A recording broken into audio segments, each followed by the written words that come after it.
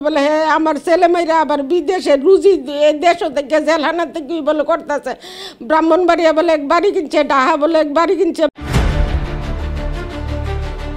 ২০০৬ সালে মুরগি হারানোর ঘটনায় ব্রাহ্মণবাড়িয়ার কসবা উপজেলার আড়াইবাড়ি গ্রামের আতিকুর রহমান শাকিল নামে ১৪ বছর বয়সী এক বালক খুন হন।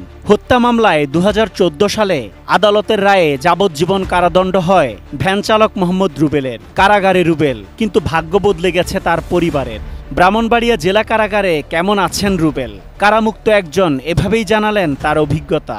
যখন একটা আসামি প্রথম রাতে যাবে সে আমদানিতে থাকবে, কিন্তু আপনার টাকা ৩,০০০ ৪,০০০ হইলেই সে আর আমদানিতে থাকা লাগে না।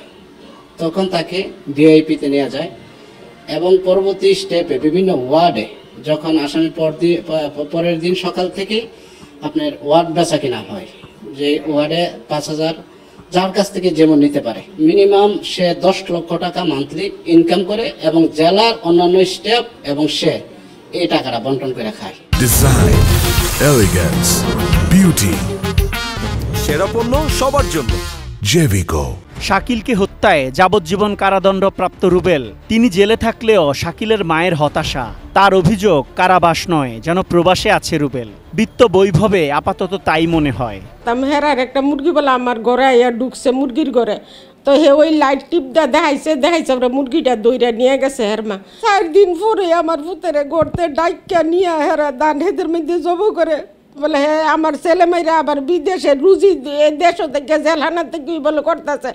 ব্রাহ্মণবাড়িয়া বলে এক বাড়ি কিনছে, ডাহা বলে এক বাড়ি কিনছে। রুবেলের আয়ের উৎস কি ক্যামেরায় কথা বলতে না চাইলেও মোবাইল ফোনে নাম গোপন রাখার শর্তে একজন বেশ কিছু তথ্য দিলেন।